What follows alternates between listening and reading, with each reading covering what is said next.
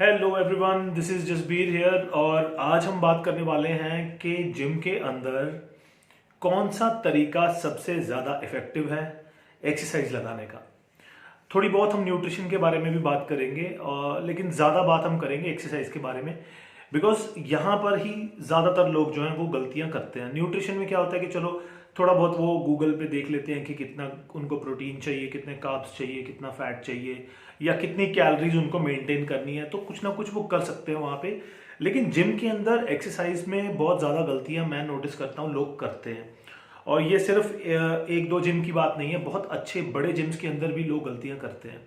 Even trainers जो हैं वो अपने क्लाइंट्स को बहुत ही गलत वर्कआउट प्रोग्राम्स बना के देते हैं, जो बहुत ही शॉर्ट टर्म के लिए आपको वेट लॉस दे देगा या थोड़ा मसल पंप दे देगा, लेकिन लॉन्ग टर्म में जिसके एडवांटेजेस बहुत कम है।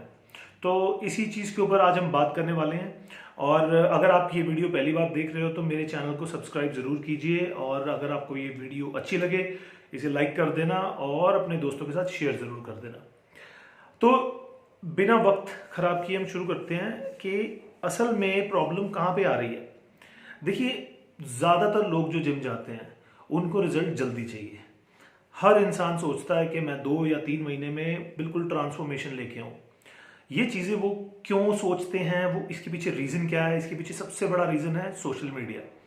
सोशल मीडिया पे हम देखते हैं कि किसी ने 2 महीने में बहुत अच्छी बॉडी बना ली है, किसी ने 3 महीने में, या किसी ने 5 महीने में बहुत अच्छी बॉडी बना ली है।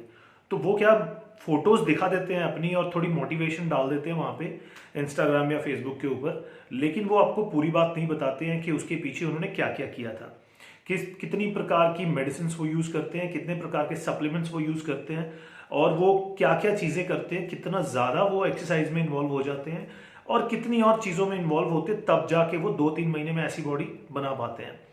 हाँ ठीक है, सब लोग बोलते हैं मैं नेचुरल हूँ, मैं नेचुरल हूँ। वो हमें पता है कि वो ज़्यादातर लोग जो नेचुरल नहीं है वो भी बोलते हैं कि मैं नेचुरल हूँ। तो अब एक आम इंसान जब ये सब चीज़ें देखता है तो वो सोचता है कि यार मैं भी 2-3 महीने में अपनी बॉडी बनाऊंगा। वो जाता है अपनी ट्रेनर के पास, या जिस जिम में वो एक्सरसाइज करता है वहाँ के जो गुरुजी हैं उनके पास। वो कहता है कि मुझे भी इस तरह से 2-3 महीने में बॉडी बनानी है। और गुरुजी उसको आशीर्वाद के तौर पर बोलते हैं, ठीक है बेटा, आप मेरे से इतनी मेरी फीस है, आप शुरू करते हैं, हम लोग 3 महीने में बॉडी बनाएंगे। अब क्या होता है, बहुत सारे लोग हैं जो बहुत अच्छी तरीके से गाइड करते हैं, लेकिन बहुत सारे ऐसे लोग भी हैं जो गलत तरीके से गाइड करते हैं, जो कहते हैं कि ठीक है हम 2-3 महीने में बहुत अच्छी बॉडी बनाएंगे। अब क्या होता है कि यहाँ से प्रॉब्लम शुरू होती है। जो पर्सनल ट्रेनिंग चार्जेस नहीं भी लेते हैं, काफ़ी ऐसे ट्रेनर्स हैं जो कहते हैं कि ठीक है आप बहुत ज़्यादा कार्डियो करो, बहुत ज़्यादा कार्डियो करो, और 2 घंटे कार्डियो, 3 घंटे कार्डियो करो, बहुत ज़्यादा हाई रेपिटेशंस लगाओ, आप बहुत ज़्यादा वॉल्यूम ट्रेनिंग करो आप, और उसके बाद डाइट में, न्यूट्रिशन में वो बिल्कुल कम कर देते सब कुछ। जैसे तीनों टाइम आप सैलड खाओ, मुश्किल से सुबह 2 अंडे, शाम को 2 अंडे खाओ। ये जो तरीके होते हैं ना दोस्तों, इससे क्या होता है कि उस बंदे का वेट लॉस हो जाता है, लेकिन उसका वेट लॉस हुआ है, उसका फैट लॉस हुआ थोड़ा, उसका थोड़ा वाटर रिटेंशन कम हुआ, और उसका बहुत ज़्यादा मसल मास कम हुआ। तो ये एक गलत तरीका है। इस तरीके के साथ अगर 10 किलो कम करे, 20 किलो कम करे, तो भी वो 10-20 किलो दोबारा वापस आ सकते हैं। यहाँ पे प्रॉब्लम है, क्योंकि 2-3 महीने के बाद हो सकता है कि किसी पॉइंट पे, किसी मोमेंट पे वो इंसान अपनी डाइट में बिल्कुल रोटी, दाल, सब्जी, वो सब नॉर्मल चीज़ें खाना शुरू कर दे। लेकिन तब क्या होगा, तब उसका वेट बाउंस करेगा। अगर 20 किलो उसने लूज किया है तो शायद उसका 25 किलो वापस आ जाएगा, और बहुत कम समय में आ जाएगा। ऐसा प्रैक्टिकली बहुत बार देखा गया है, आपने शायद देखा भी होगा, सुना भी होगा। इसका सोल्यूशन क्या है? एक्सरसाइज करने से पहले आपका माइंडसेट क्लियर होना बहुत जरूरी है। आपको पता होना चाहिए कि आप क्या कर रहे हो, और इसका एक सीधा साधा सिंपल सा फार्मूला है। आप जिम में जा रहे हो, आपका मकसद है अपने मसल मास को बढ़ाना, और जैसे ही आपका मसल मास बढ़ेगा आपका मेटाबॉलिज्म इंप्रूव हो जाएगा। एक एग्जांपल के साथ आपको मैं एक्सप्लेन करता हूं कि जैसे मान लीजिए कि आप जिस रूम में अभी बैठे हो वहां पे एक पंखा है, एक ट्यूबलाइट है, और आपका फोन लगा हुआ है चार्जिंग पे।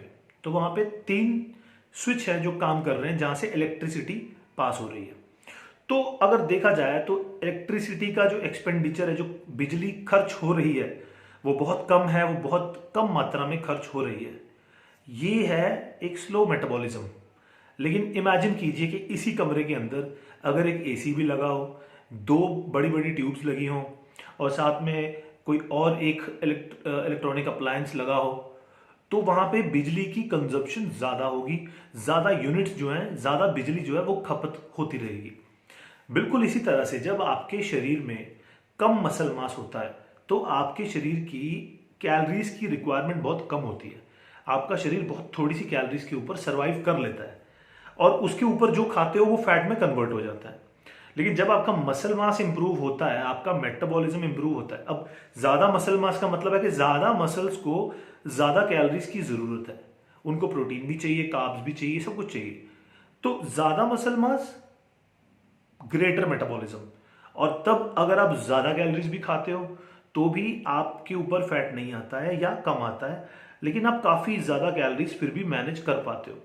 सो यहां पे इसी चीज को समझना पड़ेगा कि जिम में जाने का मकसद आपका एक ही होना चाहिए कि आपको वहां पे जाना है और आपको अपने मसल मास को इंप्रूव करना है।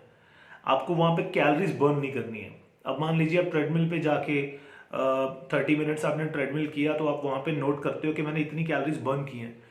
ठीक है, किसी पॉइंट तक वो समझ में आता है। लेकिन आप उन कैलोरीज की अगर बात करें, मान लो अगर आपने वहां पे 100 कैलोरीज बर्न कर ली हैं, तो 100 कैलोरीज तो आपको पता भी नहीं चलेगा कब आपने खा ली। अगर आप 10 ग्राम ऑलिव ऑयल यूज कर लोगे, या अगर आपने 10 ग्राम किसी प्रकार का फैट ज्यादा ले लिया, तो 1 ग्राम फैट में 9 कैलोरीज होती है, तो 10 ग्राम फैट में 90 कैलोरीज आ गई आपकी बॉडी में, आपको पता भी नहीं चलेगा। तो 100 कैलोरीज ट्रेडमिल के ऊपर आधा घंटा वॉक करके बर्न करना, मैं मानता हूं कि ये बड़ा ही स्लो प्रोसेस है। इससे आपकी इंप्रूवमेंट बहुत कम होगी, धीरे धीरे होगी। ठीक है, अच्छा है आपकी सेहत के लिए, कुछ ना करने से अच्छा है कुछ कर रहे हो आप। लेकिन आपको करना क्या चाहिए? The question is what should be done, what is the right thing to do in the gym, what is the right kind of workout programme that you should be doing. तो आपको करना चाहिए वेट ट्रेनिंग, जो कि आप करोगे heavy weight के साथ। अब यहां पे आपको हैवी वेट को समझना पड़ेगा। फॉर एग्जाम्पल, आप 2 किलो के डंबल के साथ में कोई एक्सरसाइज कर रहे हो, तो 2 किलो के डंबल के साथ मैंने देखा है कि कुछ लोग एक्सरसाइज करते हैं और वो एक्सरसाइज करते हैं, वो मूवमेंट करते हैं, बट उसका उस मसल के ऊपर जो असर पड़ता है बहुत कम होता है, बहुत ही ना के बराबर, बहुत थोड़ा सा असर होता है। नाउ अगर आप 2 किलो के साथ में मैक्सिमम रेपिटेशन लगाना चाहो तो शायद आप 50 या 100 रेपिटेशन लगा सकते हो, यानी कि वो वेट बहुत कम है। आपको एक ऐसा वेट सिलेक्ट करना है जिससे आप 10 से 15 रेपिटेशन के बीच में लगा सको।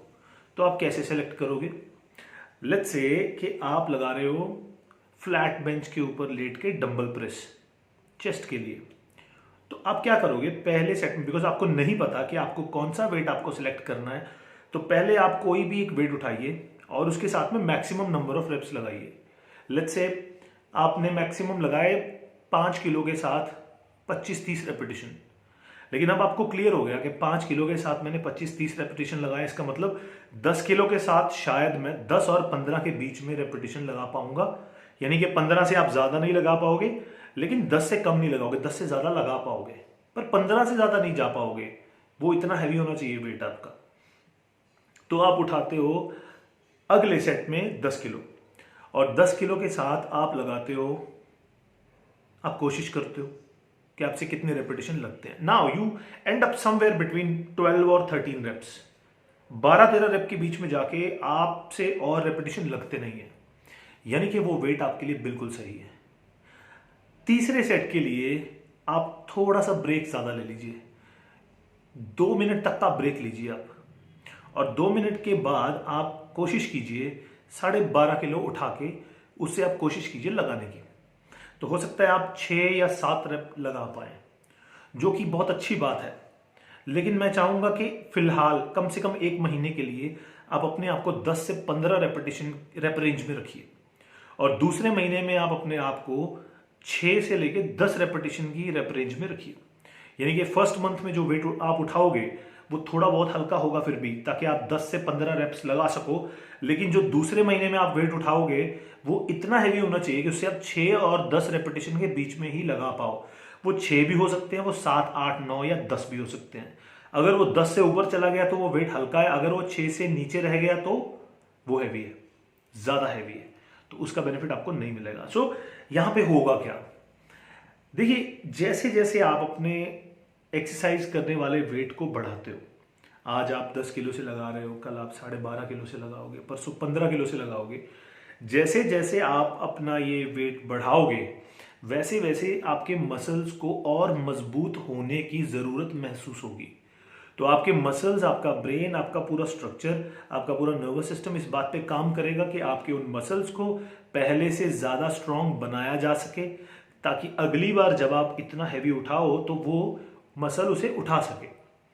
प्रोग्रेसिव ओवरलोड, अगर आप इसे अच्छी तरह से और पढ़ना चाहो तो गूगल पे पढ़ सकते हो कि प्रोग्रेसिव ओवरलोड जरूरी है अगर आप अपने मसल्स को इंप्रूव करना चाहते हो।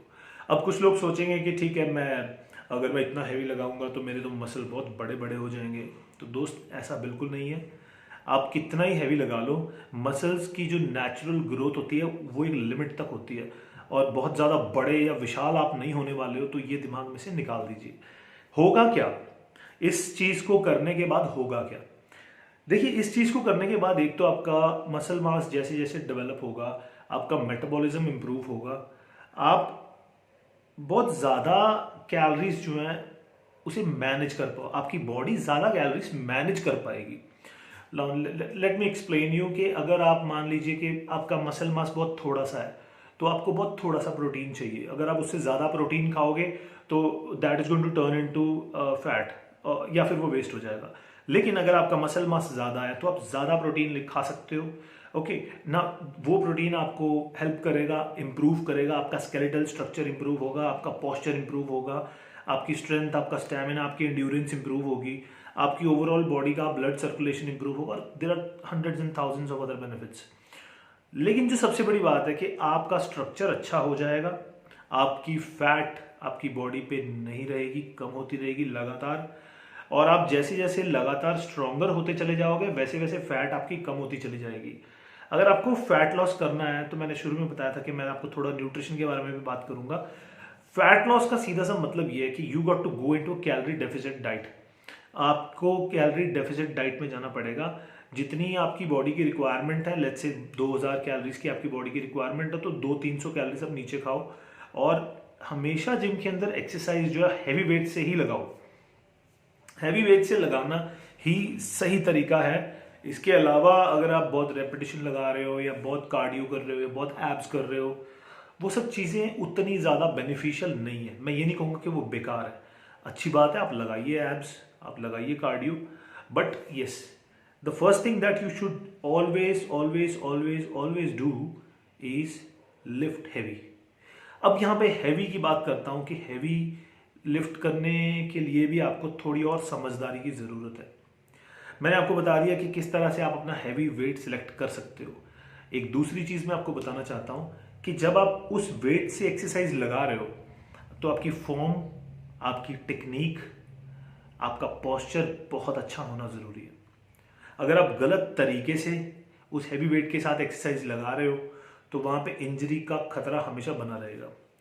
तो 8 से 10 रैप हों या 6 से 10 रैप हों या 8 से 15 रैप, वॉट एवर, आप जिस रैप रेंज में भी लगा रहे हो उसका वेट सिलेक्ट करते समय आपको ये सोचना है कि क्या मैं इस वेट के साथ अच्छे पोस्चर में, अच्छी फॉर्म और टेक्निक के साथ इस एक्सरसाइज को लगा सकता हूँ।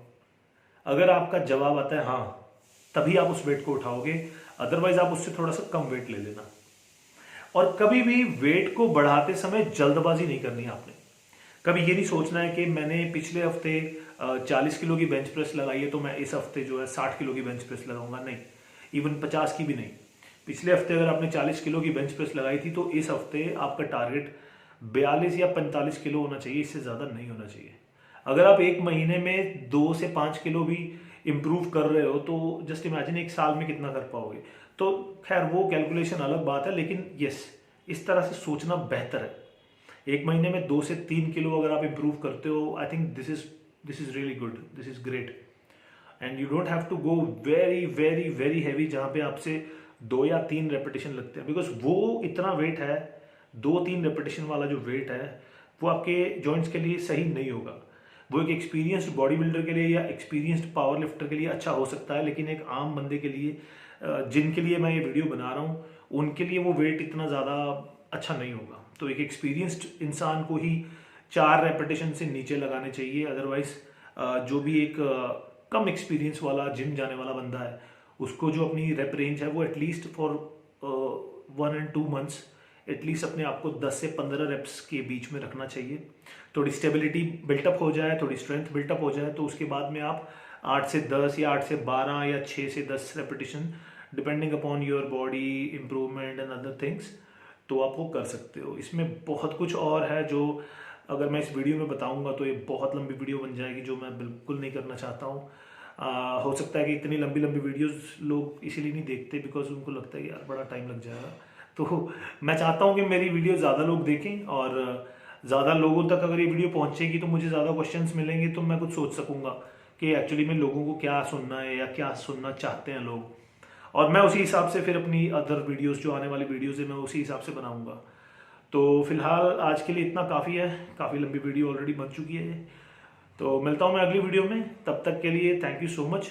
और हाँ, ये अगर वीडियो अच्छी लगे ना तो अपने दोस्तों से शेयर ज़रूर करना, because there are so many people who are doing wrong things in the gym. I want them to understand कि जिम एक्चुअली में क्या है, कैसे है। Thank you so much, bye.